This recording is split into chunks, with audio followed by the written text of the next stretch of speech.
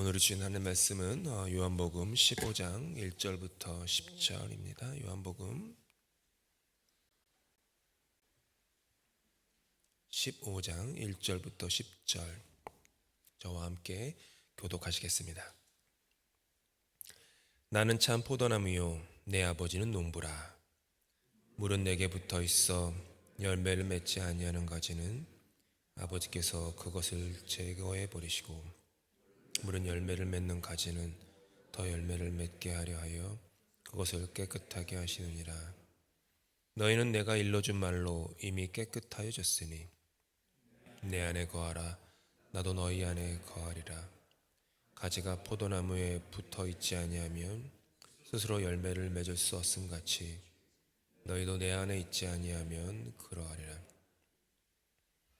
나는 포도나무요 너희는 가지라. 그가 내 안에 내가 그 안에 거하면 사람이 열매를 많이 맺나니 나를 떠나서는 너희가 아무것도 할 수 없음이라. 사람이 내 안에 거하지 아니하면 가지처럼 밖에 버려져 마르나니 사람들이 그것을 모아다가 불에 던져 사르느니라. 너희가 내 안에 거하고 내 말이 너희 안에 거하면 무엇이든지 원하는 대로 구하라. 그리하면 이루리라. 너희가 열매를 많이 맺으면 내 아버지께서 영광을 받으실 것이요 너희는 내 제자가 되리라. 아버지께서 나를 사랑하신 것 같이 나도 너희를 사랑하였으니 나의 사랑 안에 거하라. 내가 아버지의 계명을 지켜 그의 사랑 안에 거하는 것 같이 너희도 내 계명을 지키면 내 사랑 안에 거하리라. 아멘. 예수와의 관계에서 자라기, 오늘 2025년 첫 토요 새벽 예배입니다. 새벽 예배 모임고 또 우리 각종 공예배에서 또 말씀과 찬양과 기도 가운데 우리가 올 한 해 신앙의 여정을 계속 걸어갈 때 오늘 나누는 말씀의 제목과 같은 그런 일들이 우리 삶 속에 우리 영혼 가운데 있기를 축복합니다. 여기 마이크가 있습니다. 이 마이크를 보시면 이 마이크나 혹은 또 제가 뭐죠? 그 무슨 마이크라고 하죠? 인이어 마이크가 아니라 이렇게 쓰는 거 있잖아요, 주일날. 어쨌든 그 마이크가 있어요. 이 마이크가 없다면 어떤 일이 있을까요? 아마 제가 소리를 좀 크게 질러야 되겠고 저의 설교를 들으시는데 어려움을 겪으실 겁니다. 마이크의 존재 목적이 어디에 있습니까? 마이크의 존재 목적은 목소리를 증폭시켜서 이곳에 계신 많은 분들과 또 유튜브로 참여하시는 분들이 들을 수 있도록 해주는 것입니다.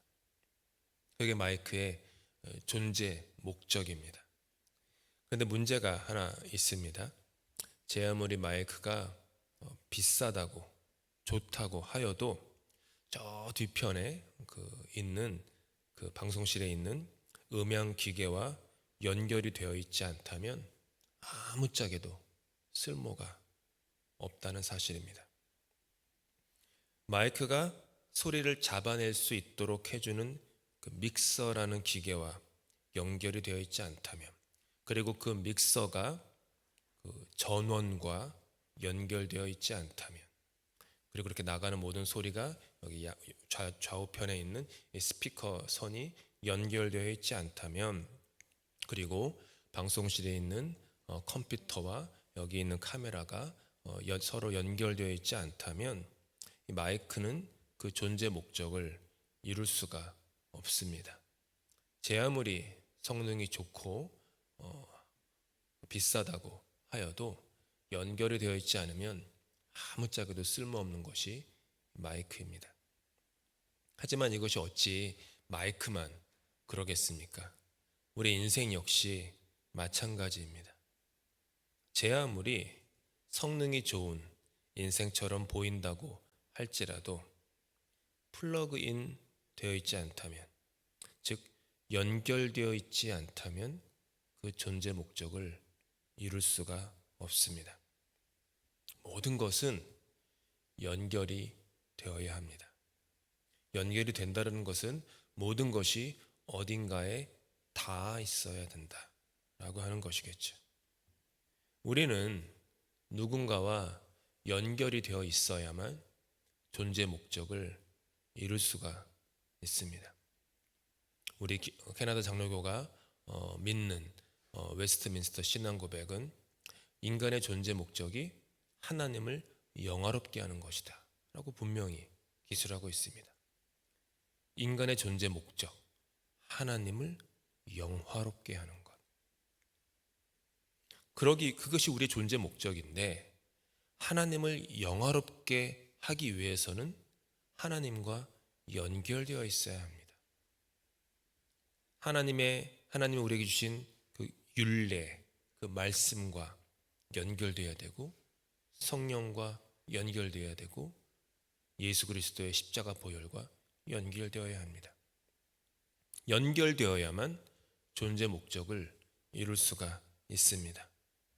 믿음의 주요, 온전케 하시는 예수 그리스도와 연결되어야만, 우리에게 능력 주시는 예수에게 연결되어야만 우리는 믿음과 능력을 가지고 살 수 있습니다. 오늘 우리가 함께 읽은 요한복음에서도 주님께서 하시는 말씀이 계속 그것입니다. 너희가 내 안에, 내가 너희 안에 연결되어 있다는 겁니다. 관계라는 것입니다. 그때 많은 열매를 맺는다. 그런데 연결되어 있지 않으면 열매를 맺지 못한다. 다른 말로 하면 존재 목적을 이루지 못한다. 그렇게 되면은 쓸모없어 불살라진다. 이런 말씀을 하시는 것입니다. 기도는 예수님과의 연결입니다. 토요 새벽 예배는 특별히 우리가 기도하기 위해서 이 자리에 오는 시간입니다.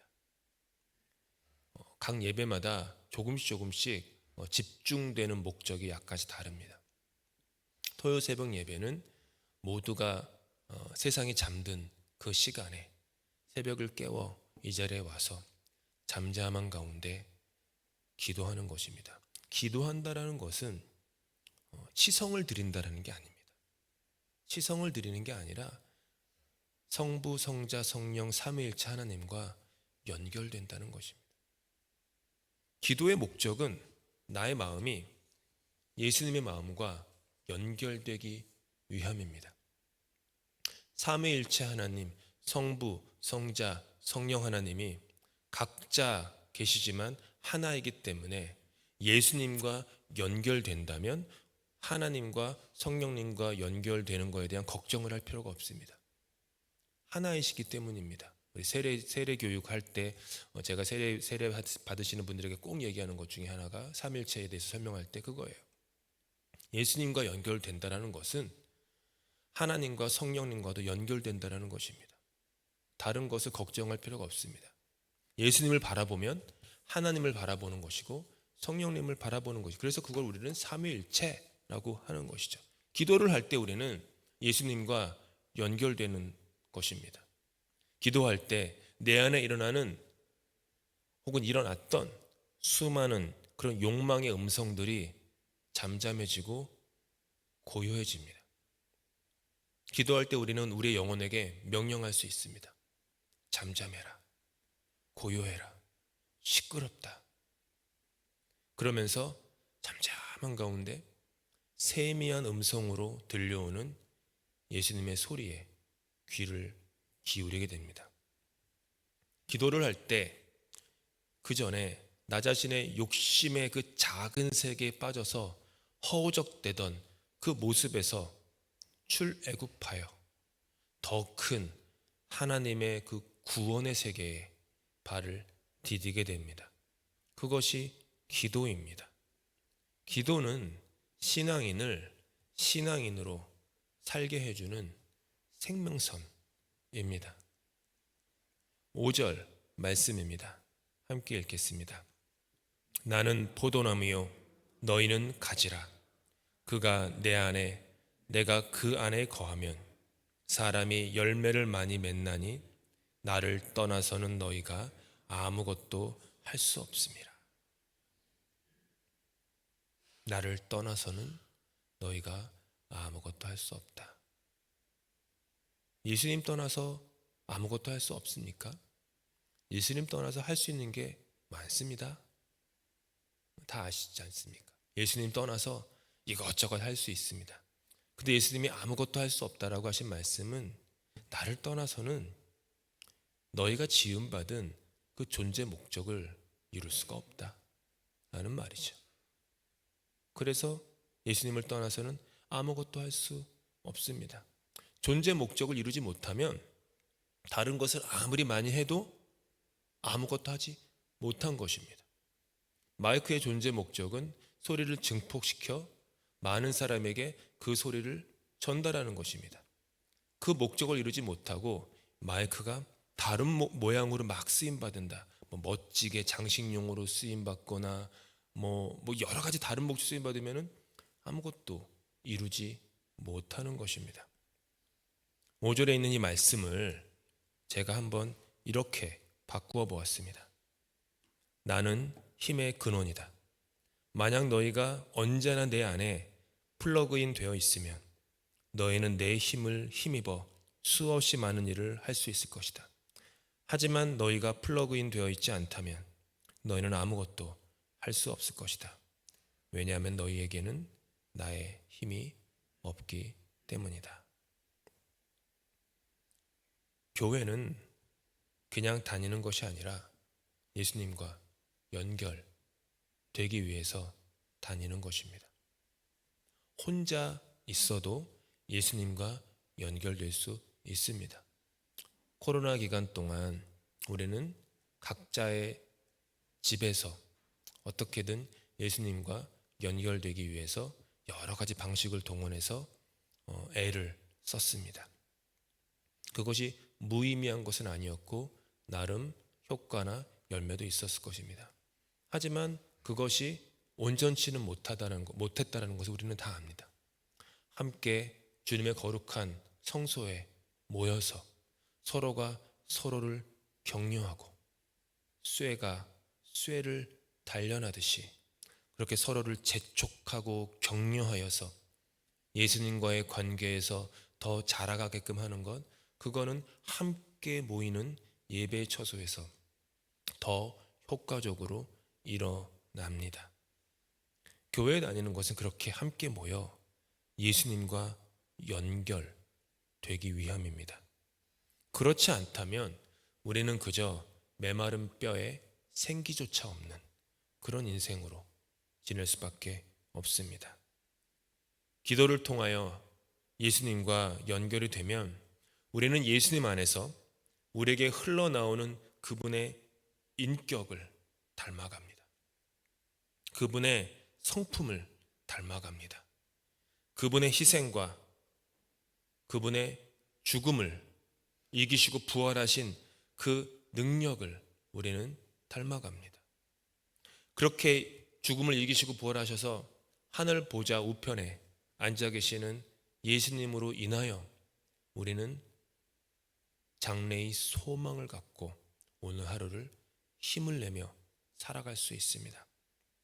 나 자신의 그 작은 세계, 나 자신의 작은 울타리, 이게 전부야, 이게 다야, 내가 아는 게 이거야, 그렇게 작은 우물안 개구리처럼 살아가던 우리는 기도를 할 때, 온전한 기도를 하고 예수님과 연결되는 기도를 할 때 그 작은 세계에서 벗어나 하나님의 큰 세계에, 신비의 세계에 발을 디디게 됩니다. 전에도 말씀드렸지만 신앙이라는 것은 바울 사도의 인생을 놓고 봤을 때 내가 안다라고 하는 지점에서 내가 모른다라고 하는 지점으로 가는 것, 그게 신앙입니다. 그게 성숙이고 그게 성장입니다. 근데 우리는 거꾸로 생각해요. 이전에는 모른다라고 살다가 이제 내가 안다라고 해가지고 그것을 어떤 신앙의 확신, 성장, 성숙으로 생각할 때가 있습니다. 착각입니다. 내가 다 안다라고 하는 그 짧은 신조로 말미암아 세상은 어두워집니다. 우리가 살면서 이 세상에서 인류의 역사에서 어려운 일이 있었을 때에는 언제나 내가 다 안다라고 하는 그 강력한 그 착각에 빠진 경우에서 그런 일들이 일어났습니다. 바울은 내가 안다라고 하는 인생을 살았습니다. 나는 하나님을 알아. 나는 성경을 알아. 더 이상 깨달아 알 수 있는 게 없을 정도로 나는 공부 열심히 했고 유대인들 중에서도 탁월하게 연구했기 때문에 난 다 알아. 그거에 따라서 예수라는 사람을 따르는 그리스도인들은 하나님의 적이야. 그러면 그리스도인들을 핍박하고 그리스도인들을 내가 스데반을 죽였던 것처럼 더 죽이면 그들이 이 세상에서 없어지면 없어질수록 하나님이 영광 받으시는 거야. 이 내가 안다라고 하는 그걸 가지고 다메섹으로 갔습니다. 다메섹으로 가다가 빛나는 광채에 사로잡혔습니다. 바울의 첫 질문이 뭡니까? 누십니까? 누구십니까? 모른다는 얘기예요. 당신이 누군지 모르겠습니다. 그 입에서 처음 나온 말, 누구십니까? 나는 내가 핍박하는 예수다.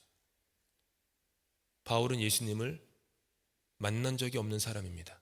만난 적도 없는 사람을 어떻게 핍박을 합니까? 근데 예수님은 바울에게 나는 네가 핍박하는 예수다. 그리고 눈이 멉니다. 눈이 먼다. 모르는 세계에 들어갔다라는 거 아닙니까? 보이지 않는. 내가 내 눈 뜨고 다 보면서 내가 안다고 했는데 예수님은 네가 그동안 눈 뜨고 봤던 모든 것들이 헛것이었다. 네가 눈 뜨고 봤던 모든 것들이 허상이었고 거짓이었다. 이제 내가 너의 눈을 감기게 한다. 봐야 될 진리를 봐라. 그게 다 바울이 경험했던 거예요. 그리고 난 다음에 아나니아로 인해서 눈이 뜨이고 아라비아에서 3년 동안 시간을 보내고 고향 다소에서 10년이 넘도록 집거하면서 아무것도 아닌 자로 세상에서 잊혀진 자로 그렇게 만물의 찢기처럼 지내다가 바나바라는 위로의 사람으로 인해 수리아 안디옥 교회로 같이 목회합시다 불러가지고 그때부터 바울이 신학자요 목회자요 전도자로 거듭난 것 아닙니까? 바울이 그래서 로마서에 고백합니다. 내가 원하는 것은 있으나 내가 원치 않는 것을 하는도다. 오라 나는 곤고한 자로다. 이전엔 이게 맞다 생각했는데 그러지 않구나. 그러면서 내가 모른다라고 하는 내가 모른다라는 것은 상관없다는 말이 아닙니다. 내가 모릅니다. 그러니까 신비의 영역에 내가 인생의 주인이 아닙니다. 내가 모든 것을 헤아릴 수 없습니다. 겸손해지고 낮아지고 무릎 꿇고 하나님 그러니 가르쳐 주십시오. 알려주십시오. 그러면서 내 성격과 내 기질과 내 습관과 나의 전통과 나의 지식에 반하더라도 주님이 여시는 새로운 세계가 있음을 내가 믿고 거기에 한번 발을 디뎌보렵니다 했던 자세로 바뀌었던 거예요. 그러니까 만약 바울이 지금 살아서 뭐 간증 집회를 한다 그러면요 세상에서 대부분의 교회에서 우리가 듣는 간증 집회 방향과는 다른 집회를 했을 겁니다. 간증 집회는 대부분 전에는 좀 이렇게 망가진 삶을 살거나 혹은 뭐 모르는 삶을 살다가 예수 믿은 다음에 윤리 도덕적으로 괜찮아지고 내가 예수를 확실하게 믿는 그런 삶으로 변했습니다. 이게 간증의 흐름이에요. 근데 바울은 그 반대입니다. 바울은요 예수 믿기 전이나 예수 믿기 후나 윤리 도덕적으로 흠이 없는 사람입니다. 바울의 변화는 윤리 도덕에 있지 않았습니다. 바울 스스로도요 나는 흠이 없는 사람이다. 세상에 어떤 사람이 자기 인생을 보면서 흠이 없다고 얘기할 수 있습니까? 바울은 그런 사람이에요. 그러니까 예수 믿기 전에도 흠이 없는 사람이었어요. 그러니까 바울의 변화는요 윤리 도덕적인 변화가 아니었다라는 거예요. 나는 예전에 내가 다 안다라고 살았는데 예수 믿은 다음에 신비의 세계에 발을 디뎠습니다. 저 앞에 있는 아직도 이루지 못한 그 표대를 향해서 나는 지금도 달려갑니다. 그게 그 얘기예요. 그게 바울의 변화였습니다. 그 광활한 세계에 들어가는 것입니다. 모든 것은 하나님께서 주시는, 예수님께서 우리에게 주시는 은혜입니다. 하지만 잊지 말아야 할 것이 하나 있습니다. 모든 것이 나에게 주시는, 우리에게 주시는 하나님의 은혜이지만 그렇다고 나의 몫이 그리고 우리의 몫이 없다라는 것은 아닙니다. 예수님과 연결된 삶을 살기 위해서는, 그 연결된 삶을 유지하기 위해서는 나름의 영적 훈련이 수반되어야만 합니다. 그냥 저절로 되지 않습니다. 갈급함이 있어야 합니다. 목마른 사슴처럼 주님, 내가 주님과 연결되기 원합니다. 주님과의 관계에서 자라가길 원합니다. 주님의 인격을 닮아가길 소망합니다. 그런 사모함, 목마른 사슴 같은 사모함이 있어야 합니다. 말씀과 연결되어야 합니다. 그냥 공예배에서 말씀을 수동적으로 듣는 것, 이것만으로는 절대로 충분치 않습니다. 각자의 자리에서 내가 남들이 안 보는, 남들이 나를 평가하지 않는 그 주님과의 은밀한 자리에서 내가 할 수 있는 말씀의 자리가 있어야 합니다. 어떤 분들은 설교를 손으로 필기하는 분도 있고, 어떤 분들은 말씀을 읽고서는 큐티노트를 작성하는 분도 있고, 세례교육을 하면 언제나 꼭 제가 강력하게 권면합니다. 인디고에 가셔서 20불 이상 상당이 되는 아주 좋은 저널을 꼭 사십시오. 그리고 싸구려 펜이 아니라 아주 비싼 만년필이나 좋은 펜을 구입하십시오. 그 다음에 매일마다 본인이 생체 리듬에 따라서 아침이 생체 리듬에 맞으면 아침에, 저녁이 생체 리듬에 맞으면 저녁에, 점심시간이 맞으면 그때 상관없어요. 그때 말씀을 펴고 짧은 구절을 한 번, 두 번, 세 번 읽고 그 저널에다가 영적 일기를 써나가 보십시오. 그런 꼭 권면을 해요. 말씀과 연결되어야 합니다. 성령과도 연결되어야 합니다. 기도가 있어야 한다는 거예요. 나에게 흘러들어온 예수의 복음이 나에게서 끝나는 것이 아니라 나를 통해 다른 이들에게도 전달될 수 있도록 어떻게든 전도하는 삶을 살려고 애써야 합니다. 그런 어떤 나의 개인의 어떤 삶의 영역에서의 다짐, 훈련, 연습, 이게 있어야 합니다. 엄청난 노력이 필요한 것은 아닙니다. 사실 약간의 정성만 들이면 다 할 수 있습니다. 전원과 파워 소스와 플러그인 하기 위해서는요, 단순해요. 전기 소켓을 지나지 않으면 됩니다. 그냥 지나치지 않으면 되는 거예요. 기회가 있으면 약간의 집중을 해서 전기 소켓이 내 주위에 다가오는 그 기회를 잡으면 됩니다. 약간의 힘을 들여가지고 나의 삶을 전기 소켓 안쪽으로 밀어 넣으면 됩니다. 약간의 힘만 들이면 돼요. 대단한 정성과 노력이 필요한 것도 아닙니다. 조금만 더 성경을 가까이 할 수 있는 기회가 오면 내 영혼의 그 플러그를 거기다가 꽂으면 됩니다. 예배가 있을 때 새해에는 11시 예배면은 11시 딱 맞춰서 그 전에는 왔다면, 올해는 내가 3분만 더 일찍 와야지. 아주 약간의 정성이에요. 3분만 혹은 5분만 일찍 와서 인사는 빨리 하고 자리에 앉아서 기도해야지. 그날의 성경 말씀을 미리 적어도 예배 전에 5번은 읽고 예배 들어가야지. 약간의 정성, 기도해야지. 예배 같은 사람들을 위해서, 눈에 보이지 않는 곳에서 봉사하는 이들을 위해서, 다음 세대를 위해서, 오늘도 섬기는 그들을 위해서 기도해야지. 공동체를 위해서 구체적으로 기도하는 약간의 훈련입니다. 새로 구역장이 되신 분들, 권찰되신 분들, 선교회나 위원회나 그런 분들 한 분 한 분, 영어 예배, 주보를 보면 다 기도 제목입니다. 주보에 나오는 기도 제목만 기도 제목이 아니지 않습니까? 광고에 나오면 이런 거 하나 더 말하면서 기도하고. 그것도 그냥 애매모호한 기도가 아니라 거기에 나오면 구체적으로 이름을 불러가면서 어떤 사건들을 명명하면서 기도하는 겁니다. 그리고 사역의 자리가 있으면은 내가 조금이라도 한번 해봐야지, 섬겨야지, 예수님처럼 섬겨야지 찾아가는 겁니다. 엄청난 노력을 해야 한다고 하면 겁을 먹어서 시작도 못합니다. 그럴 필요가 없습니다. 나에게 주어진 환경에서 아주 조금만 노력을 하면 됩니다. 조금만 더 예수님과의 관계에서 자라고자 하는 의도를 가지면 됩니다. 점프는 믿음의 도약이라는 것이 때로는 아주 극적으로 아주 멀리 도약할 때가 있어요. 다 인생에서 그런 경험은 다 한두 번쯤은 하셨을 겁니다. 근데 아주 극적으로 어떤 계기가 있어가지고 믿음이 확 도약하는 경우는요, 평생에 몇 번이에요. 몇 번. 진짜로 몇 번. 대부분의 경우는 그냥 한 걸음. 1%, 2%, 조금씩.